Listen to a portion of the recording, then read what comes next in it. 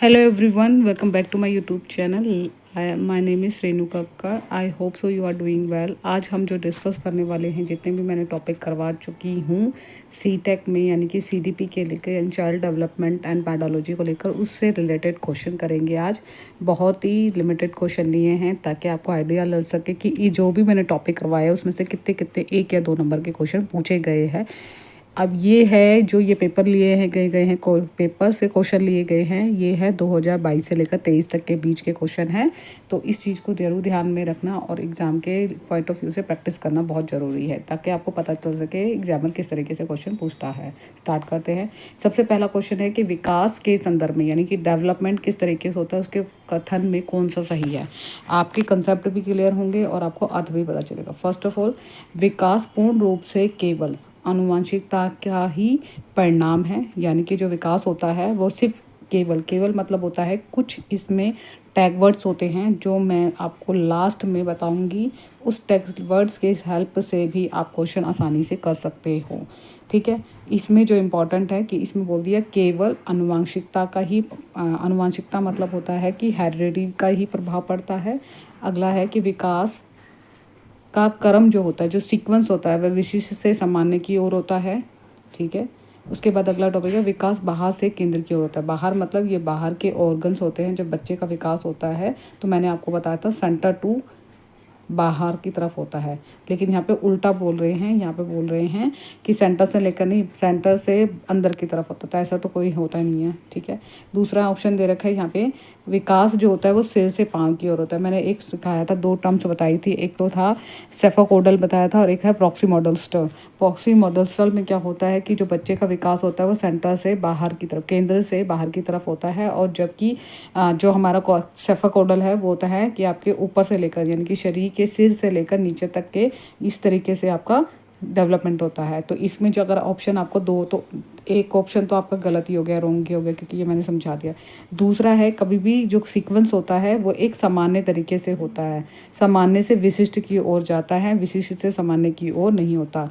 हमेशा ध्यान रखना जो भी इस विकास के क्रम में मैंने ये टॉपिक आपको करवाया सिद्धांत में कि सामान्य से विशिष्ट की ओर होता है. और यहाँ पे इम्पोर्टेंट ये टर्म है कि विकास का पूर्ण रूप से केवल आनुवंशिकता ही नहीं होती, इसमें इन्वायरमेंट का भी इन्वॉल्व होता है. तो ये भी यहाँ पे नेगेटिव है और केवल जहाँ पे आ जाए वो तुरंत क्रॉस कर दीजिए, क्योंकि वो नेगेटिव टैग वर्ड्स होते हैं. और नेगेटिव टैग वर्ड्स आपको कहीं ना कहीं नेगेटिव और पॉजिटिव टैग वर्ड्स होते हैं, वो क्या होते हैं वो मैं अलग से लास्ट में बताऊंगी. तो इसका राइट ऑप्शन इज फर्स्ट है.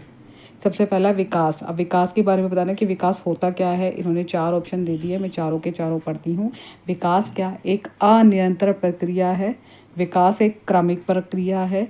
व्यक्तिगत कारकों से प्रभावित है लेकिन वातरणीय कारकों से प्रभावित नहीं है.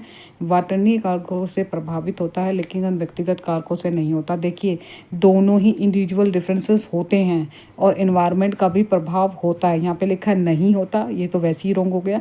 यहाँ पे लिखा है प्रभाव होता है लेकिन इंडिविजुअल कारकों के कारण होता है, तो ये भी रोंग हो गया. तो यहाँ पे जो आंसर होगा, अनियंत्रण नहीं होता, निरंतर होता है, लगातार जीवन भर चलने वाली प्रक्रिया होती है विकास. तो इसका राइट ऑप्शन इज सेकंड. एक क्रमिक प्रक्रिया है जो एक सीक्वेंस में चलती है. ठीक है.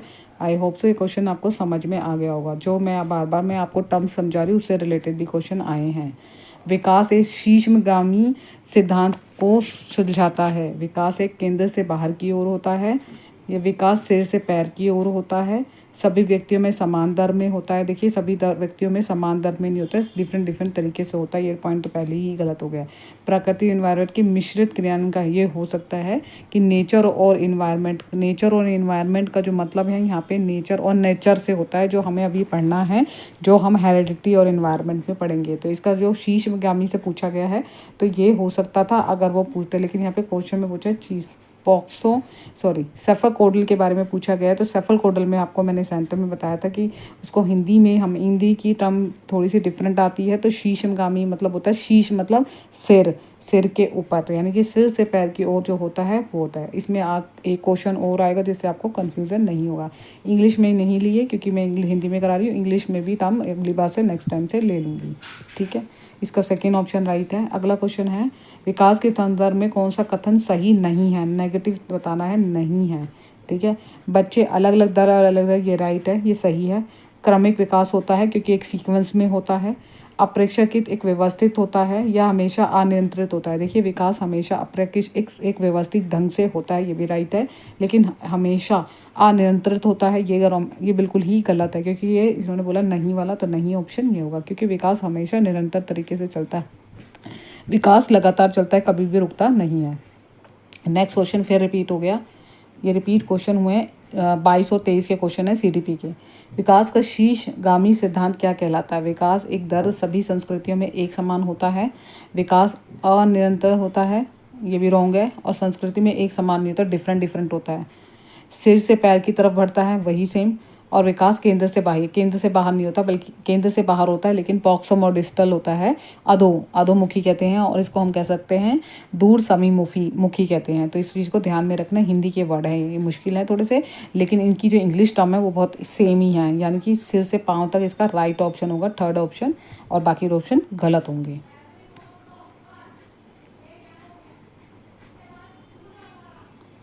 बौद्धिक यानी बुद्धि, क्षमता, जैसे संकल्पना, समालोचना, सोच और परिसंज्ञान, ये सारी हमारी दिमाग से होता है। कॉग्निशन डेवलपमेंट होता है।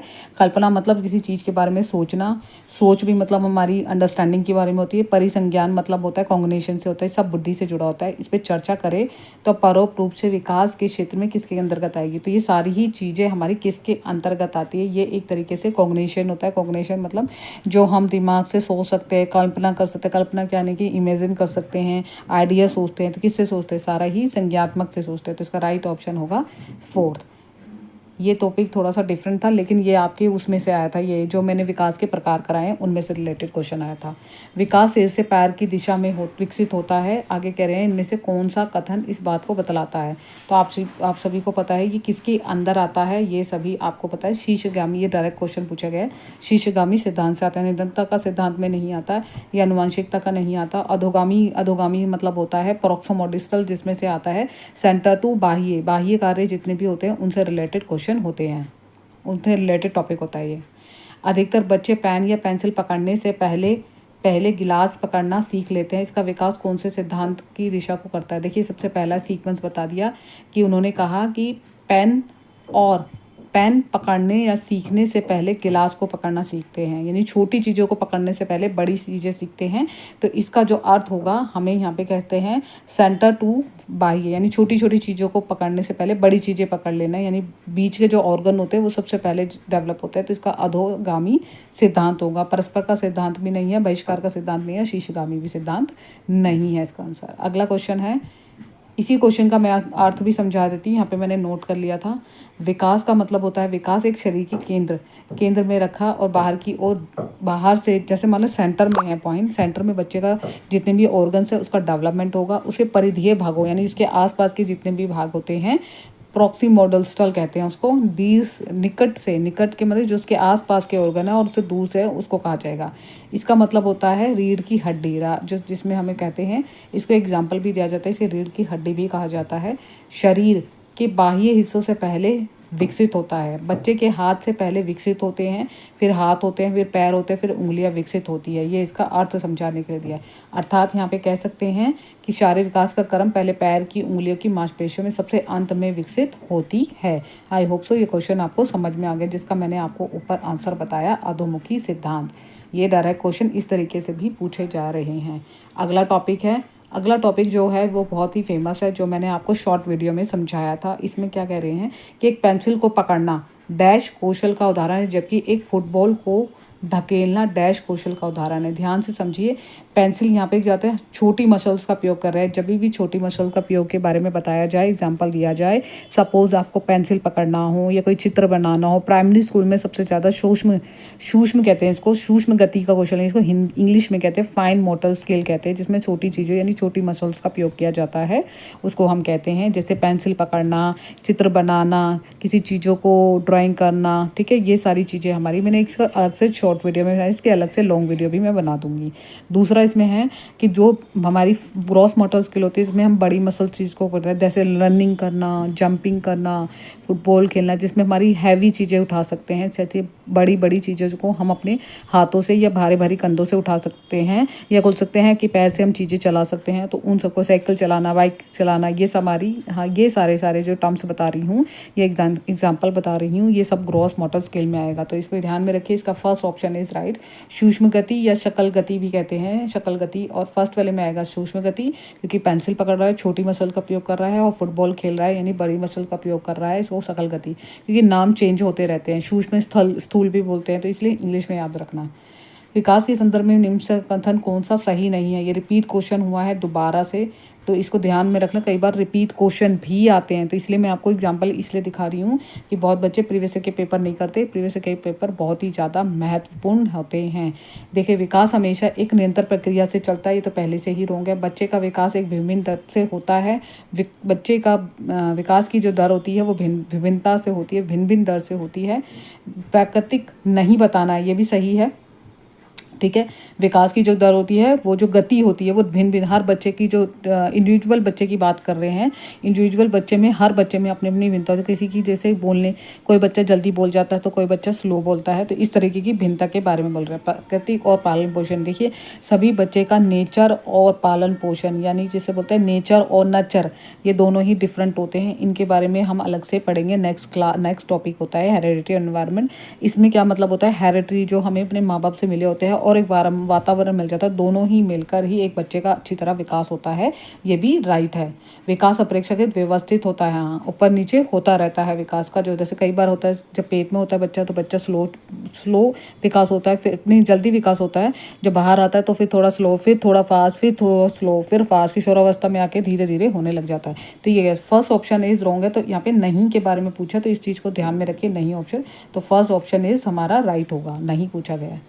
अगला क्वेश्चन है, हालांकि विकास के विभिन्न क्षेत्र होते हैं, विद्यार्थी की योग्यता का वर्णन करते हुए पारस्परिक मतलब मेलजोल विभिन्न में निम्न में से विकास का कौन सा क्षेत्र मुख्य रूप से व्यक्तियों के अपने और दूसरों के कार्य व्यवहारों पर तर्क की प्रवृत्ति का अध्ययन करता है। तो इसमें आपको समझाना कि उसकी योग्यता के आधार पर उसको कैसे समझा सकते हो।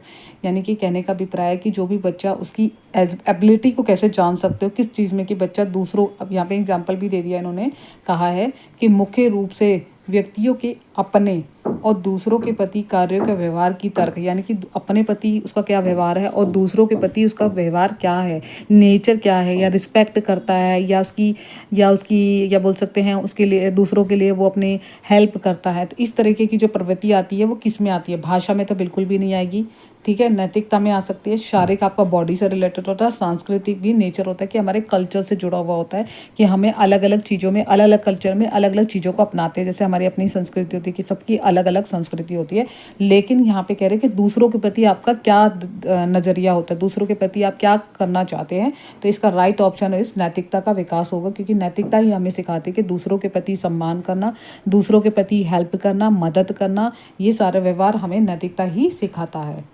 विकास का कौन सा सिद्धांत बताता है कि हमें सिर से पैर, फिर रिपीट हो गया था ये क्वेश्चन, तो मैंने इसलिए ले लिया क्योंकि आपको इस क्वेश्चन में से 1 या 2 नंबर का हमेशा पूछा जाएगा, ठीक है। सिर से पैर तक होता है, अब कौन सा होता है, उसको क्या कहते हैं, तो उस दिशा को बताना है, उस सिद्धांत को हम क्या कहते हैं। विकास की यहाँ पे डिफरेंट तरीके देखिए, एक दिशा में होता है। ये किसका पार्ट है? जो मैंने आपको जब सिद्धांत कराए होंगे, इससे पहले की वीडियो आप देखोगे तो वहाँ पे मैंने बताया था कि ये दिशा का पार्ट होता है।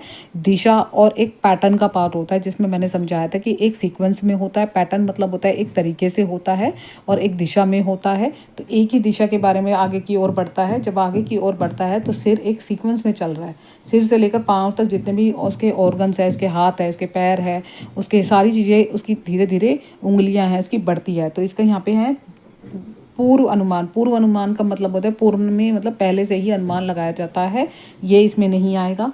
परिपक्वता और सीखने का उत्पाद है, इसमें भी नहीं आएगा कि एक मैच्योरेशन रहता है, और वो लर्निंग है, यानी पक्वता में इसके दिमाग के होते हैं, इसके व्यवहार और उसके अनुभव जो होंगे वो सीखने में आएंगे। विकास एक विशेष दिशा में चलता है, ये इसका राइट ऑप्शन होगा, क्योंकि मैंने आपको यहाँ पे सिद्धांत से पहले समझाया था। बच्चों के विकास की दर की भिन्नता होती है, लेकिन विकास की दर इसमें नहीं आती, वो अलग अलग बच्चों की अलग अलग होती है। अगला क्वेश्चन है, यहाँ पे मैंने लिख दिया था थोड़ा सा टॉपिक, बाल विकास और शिक्षा शास्त्र तक की। विकास का कौन सा क्षेत्र जो होता है वो स्वनियमन प्रदर्शन, ये खुद से नियमों का प्रदर्शन करता है, भावनाओं को समझता है, अपनी भावनाओं को समझता है, साथ ही साथ दूसरों की भावना को समझता है, दूसरों के पहलुओं को समझता है, दूसरों की चीज़ों को समझता है। वो सारी चीज़ें हमारी, आपको अभी एग्जाम्पल से ही पता चल गया होगा, नैतिक विकास है। गद्यात्मक मत नहीं होता, गद्यात्मक नहीं होता, शारीरिक भी नहीं होता। संवेग मतलब होता है इमोशनल डेवलपमेंट होता है, शारीरिक मतलब फिजिकल डेवलपमेंट होता है। गद्यात्मक मतलब होता है जो हम करते हैं, मतलब कह सकते हैं जैसे में 5 मोटर स्किल और जैसे क्रियाएं करती हैं उनसे रिलेटेड होता है। निम्नलिखित में कौन सा कथन विकास के बारे में सही है? आप यहाँ पे फिर दोबारा विकास के बारे में क्वेश्चन आ गया, ध्यान से समझना है इसको भी। विकास पूरी तरह से अनिश्चित बोल दिया इन्होंने। विकास अनिरंतर, ये सब नेगेटिव टैग वर्ड्स हैं। व्यक्ति के विकास की दर में विभिन्नता पाई जाती है, हमें सही बताना है। और पैर से सिर, ये देखो हमेशा उल्टा ही सोच लो, कहीं नीचे से बच्चे का विकास होता है, हमेशा ब्रेन डेवलपमेंट होता है, फिर उसकी हार्ट बीट 6 मंथ में जाते हैं, फिर बाकी ऑर्गन्स उसके डेवलप होते हैं। ये तो आपको खुद ही कॉमन सेंस होगी, तो ये तो ऑप्शन गलत है। तो हमारा थर्ड ऑप्शन इज राइट, सारे ऑप्शन गलत हो गए। विकास हमेशा एक निश्चित दिशा में होता है, निश्चित निरंतर तक होता है, सिर से पैर तक होता है। तो यहाँ पे ऑप्शन हमारे थर्ड ऑप्शन हमारा राइट होगा। अगला क्वेश्चन है, यद्यपि विकास के क्षेत्रों का कुछ आयामों में परस्पर व्यापन होता है, तथापि निम्नलिखित में से विकास का कौन सा क्षेत्र विशिष्ट रूप से स्वयं और दूसरों में भावनाओं की प्रगति का अनुकरण करता है? ये क्वेश्चन को रिपीट करा है, इसलिए मैंने क्वेश्चन बार बार में ले लिया। दूसरों के प्रति आपके पास भावना आ जाए, व्यवहार आ जाए, या फिर तर्क आ जाए, यानी कि आप उनके बारे में पॉजिटिव सोचते हैं, तो हमेशा क्या आ जाएगा? नैतिक विकास हो जाएगा। ये तीनों ही ऑप्शन नहीं होंगे। डायरेक्ट आंसर आपके कॉन्सेप्ट पर क्लियर होंगे तो आप आसानी से क्वेश्चन को जल्दी करेंगे। अगला क्वेश्चन दे रखा है, विकास का कौन सा सिद्धांत यह निर्देशित करता है कि समग्र निर्माण, यानी पूरी तरह से उसका निर्माण होना, कुछ विशिष्ट प्रतिक्रियाओं, विकास के बाद की प्रतिक्रिया, तक पूरी तरीके से उसका निर्माण तो हो गया, लेकिन कुछ कुछ प्रक्रियाएं जो है उसकी बाद में होती है, तो इसको हम क्या कहा जाता है? तो इसका ऑप्शन जो आपको बताएंगे, जो कुछ होता है कि हमारे धीरे धीरे संपूर्ण विकास करना है, तो उसकी कुछ कुछ चीज़ें तो डेवलप हो रही है, और बाद की प्रतिक्रिया को कहते हैं एकीकरण का सिद्धांत। एकीकरण के सिद्धांत मैं समझा देती हूँ, क्योंकि मैंने सिद्धांत उस टॉपिक में नहीं समझाया था। एकीकरण का सिद्धांत का अर्थ होता है, जब एक बच्चा के विकास होता है तो किस मार्ग में हो रहा है, किस दिशा में हो रहा है, साथ ही साथ उनके भागों का एकीकृत कर रहे हैं, उसको संयोजित कर रहे हैं, उसको एक शुरुआत दे रहे हैं, उन भागों को हम एकीकृत कहते हैं। एकीकृत मतलब होता है एक एक तरीके से एक एक बच्चे का कौन कौन सा विकास हो रहा है, भागों का संपूर्ण और उसके हिस्सों के साथ साथ विशिष्ट और सामान्य प्रतिक्रियाओं का एकीकरण होता है, जो कि एक बच्चे को उसके विकास और विकास के विभिन्न आयामों में संतोषजनक रूप से विकसित करता है। ठीक है, ये आई होप सो ये टॉपिक समझ में आ गया होगा। एकीकरण का सिद्धांत का मतलब है, कहने का अभिप्राय है, बच्चे के धीरे धीरे पहले एक भाग का मतलब विकास जब होता है, विकास के एक मार्ग के साथ साथ विभिन्न भागों का भी विकास हो रहा है, धीरे धीरे हो रहा है। सामान्य से विशिष्ट से सामान्य की ओर की प्रतिक्रिया को कहते हैं। ये पॉइंट याद रख लेना, क्योंकि यहाँ पे इंपॉर्टेंट है एग्जाम में, क्योंकि एग्जाम में डायरेक्ट ऐसे भी क्वेश्चन पूछे जाते हैं कि एक बच्चा है, उसका विकास हो रहा है, उसे विशिष्ट से सामान्य की प्रतिक्रियाओं का कर रहे हैं, तो उसको क्या कहा जाएगा? उसको एकीकरण का सिद्धांत कहा जाएगा। अगला क्वेश्चन है, विकास किससे प्रभावित होता है? ये बहुत ही अच्छा क्वेश्चन था, तो मैंने इसको ले लिया। विकास से ही है रिलेटेड सारे क्वेश्चन। विद्यार्थी के व्यक्तिगत कारकों का मतलब होता है कि इंडिविजुअली कारक होते हैं। स्कूल माहौल भी इन्वॉल्व होता है। बच्चे का अगर विकास चाहिए तो उसको विद्यार्थी स्कूल में जाएगा तो भी इसको माहौल चाहिए, इन्वायरमेंट चाहिए, विद्यार्थी की उसकी जो डेवलपमेंट हुआ है किस तरीके से हुआ है वो भी इम्पोर्टेंट है, और सामाजिक पारिवारिक प्रभावों से भी होता है। तो तीनों ही ऑप्शन हमारे राइट हैं।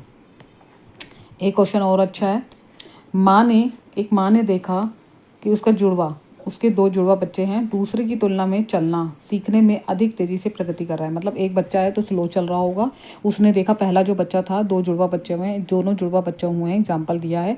पहला बच्चा जो है उसने दूसरे बच्चे को देखा कि वो तेज़ी से चल रहा है, जबकि दूसरा बच्चा हो सकता है कि स्लो चल रहा होगा। इन्होंने यहाँ पे सिर्फ इतना ही बताया गया कि दूसरे की तुलना में चलना सीखने में अधिक तेज़ी से प्रगति कर रहा है उसका बच्चा। मतलब पहला बच्चा जो था वो दूसरा बच्चा इतना तेज़ी से नहीं चल रहा होगा जितना कि अधिक पहला बच्चा चल रहा है। तो सीखने में इस कौन सी भिन्नता का सिद्धांत आएगा? तो आप सभी को पता है कि जब एक चीज़ हमारी 2 बच्चे हैं और दोनों ही बच्चे अधिक चलना सीख रहे हैं, तो यहाँ पे हम कह सकते हैं कि एग्जाम्पल के तौर पे कौन से पहले व्यक्ति के विकास से सिर से पैर की ओर हो रहा है, देखते हैं वाला। हर किसी में विकास चरण दर चरण आगे बढ़ता है। अलग अलग व्यक्तियों में विकास अलग अलग गति से होता है, ये इसमें सीक्वेंस बताना है। हर किसी का विकास सामान्य से विशिष्ट की ओर होता है। तो आप सभी को बताना है कि जब एक बच्चा जल्दी से चल रहा है, 2 बच्चे जुड़वा बच्चे हैं और दोनों ही बच्चे एक सीक्वेंस में चल रहे हैं, तो हमारा जो आंसर होगा वो सिर से पैर तक ही बच्चा होता है, क्योंकि एक बच्चे की जो भिन्नताएं होती चलने की वो अलग अलग हो सकती है। मतलब एक तेज़ी से बढ़ रहा है, तो इसमें अलग अलग व्यक्तियों में अलग अलग विकास की गति से होता है। तो इसका ऑप्शन होगा कि हर व्यक्ति जो इंडिविजुअली है, हर बच्चा अलग ही होता है। कई बच्चे जल्दी चलते हैं तो कई बच्चे देर से चलते हैं, कई बच्चे जल्दी बोल लेते हैं तो कई बच्चे जल्दी देर से चलते हैं। तो ये एक तरीके से अलग अलग व्यक्तियों में अलग अलग विकास की दर की गति भिन्न भिन्न होती है। नेक्स्ट क्वेश्चन है, विकास एक क्या है? क्या एक आयामी है, यह एक दिशाई है? एक बदलाव किया जैसे आनुवांशिक रूप से पूर्ण रूप से निर्धारित। आनुवांशिकता पे पूर्ण रूप से निर्धारित कभी नहीं होता। इसमें आनुवांशिकता और इन्वायरमेंट दोनों इंक्लूड होता है। इसमें बदलाव किया जा सकता है। ये एक दिशाई है, एक दिशा में चलती है, या एक आयामी है। एक आयामी तो मैं नहीं कह सकती, एक आयामी ही इसका राइट ऑप्शन होगा। अगर ये ऑप्शन गलत लगे तो मुझे ज़रूर बता देना कमेंट्स बॉक्स में। बच्चों के प्राथमिक वर्षों में विकास का क्रम क्या होता है? विकास का एक सीक्वेंस होता है जो मैंने अभी तक पढ़ते हुए आ रहे हैं। तो आपको बताना है विकास का कौन सा सीक्वेंस होता है। मूर्त से अमूर्त, सरल से जटिल की ओर, अमूर्त से मूर्त की तरफ, ये पढ़ेंगे हम। वैश्विक से स्थानिक की ओर और विशिष्ट से सामान्य की ओर। आप सभी को मैंने पढ़ा चुकी हूँ कुछ टर्म। देखिए, विकास का जो क्रम होता है सामान्य से विशिष्ट की ओर होता है, ये भी है। स्थानिक से वैश्विक की ओर होता है। मूर्त से अमूर्त की ओर होता है। मूर्त मतलब जो चीज़ें हम देख सकते हैं, इमेजिन कर सकते हैं, सामने रखी है उसके बारे में चीज़ें सोच सकते हैं। अमूर्त मतलब होता है जो चीज़ें हमें नहीं दिखाई दे रही, बस सिर्फ हम उसके बारे में एक इमेजिन कर सकते हैं, एक आइडिया ले सकते हैं कि एक पेड़ है, और पेड़ के बारे में अगर किसी बच्चे को बोलो कि इसके बारे में बताओ, और उसको क्या करेगा कि हम उसको बारे में वो इमेजिन ही करेगा क्या उसके पेड़ है, उसकी शाखाएँ होती है, नीचे तने होते हैं और इतने उसकी जड़ें होती हैं, जड़ों से ही वो हम पानी दे तो पेड़ उगता है। तो ये चीज़ की है। तो सरल से मतलब सीधी है। जब भी हम क्लास में अगर पढ़ाते हैं तो बच्चों को सीधा ही, हम यह नहीं कह सकते हाँ आप चैप्टर पढ़ो और ये पढ़ो वो पढ़ो, जटिल शब्द दे देंगे या वो करो, नहीं। हमेशा बिल्कुल सरल सिंपल तरीके से अपनाते हैं। और ये आपको भी पता है कि 2 टर्म्स होती है, 2 मेथड्स होते हैं, आगमन विधि और निगमन विधि। निगमन विधि का प्रयोग हम बहुत ही कम करते हैं। आगमन विधि का होता है, आगमन विधि में क्या करते हैं, एग्जाम्पल देते हैं, यानी कि उदाहरण देते हैं, फिर हम उसको नियम बताते हैं कि इस तरीके से होता है। जैसे सपोज आप कोई भी टॉपिक ले सकते हो, ठीक है। इसका राइट ऑप्शन इज फर्स्ट है। आई होप सो ये आपको क्वेश्चन समझ में आ गए होंगे। ऑलमोस्ट मैंने 17 क्वेश्चन लिए हैं जो आपके प्रैक्टिस के लिए हैं। एग्जाम के पॉइंट ऑफ व्यू से इसी तरीके से क्वेश्चन पूछे जाते हैं, एग्जामर जो पूछता है। और इसमें आपको कोई भी दिक्कत लगती है कि हाँ मुझे क्वेश्चन समझ नहीं आ रहा है या मेरा कोई क्वेश्चन रॉन्ग लगता है, तो आप कमेंट्स बॉक्स में आंसर भी बता सकते हो। बहुत सारे बच्चों ने पढ़ा होगा, लगता है कि हाँ मेरा आंसर सही नहीं है। अगर आपको लगता है आपने वो आंसर मैंने गलत दे दिया बाई चांस, तो आप भी मुझे आंसर ज़रूर बताइए। लेकिन इस तरीके से ही तैयारी करनी है, क्योंकि यहाँ पे हर एक क्वेश्चन के हर एक टॉपिक के आपको पता है कितने 17 क्वेश्चन मैंने आपको आज की टॉपिक में प्रैक्टिस करवाई है। ऐसे ही जो अगला नेक्स्ट टॉपिक आएगा उसके में हेरिडिटी एनवायरनमेंट प्लस आपका सोशलाइजेशन, ये दोनों ही टॉपिक मैं करवाऊंगी CDP के। और आपका जो हिंदी में जो चल रहा है वो मैंने फर्स्ट टॉपिक करवाया है एक्विजिशन, और हमारा लर्निंग करवाया जो है अधिगम और अर्जन। तो ये दोनों ही टॉपिक ये मतलब 2 टॉपिक है, दोनों में से 1 मार्क्स का पूछा जाता है। तो ऐसे 3-4 टॉपिक करवा के फिर प्रीवियस के क्वेश्चन कराऊंगी, ताकि आपको पता चल सके कि किस किस टॉपिक से एग्जामर आपसे क्वेश्चन पूछ रहा है। हो सकता है प्रीवियस ईयर के पेपर में से ही लिया गया है ये मैंने सारे क्वेश्चन, तो आपको हेल्प मिली होगी। अगर ये वीडियो आपको अच्छी लगे तो लाइक शेयर सब्सक्राइब करना ना भूलिए। Thank you so much. मिलते हैं नेक्स्ट वीडियो में। Bye bye, take care, have a nice day.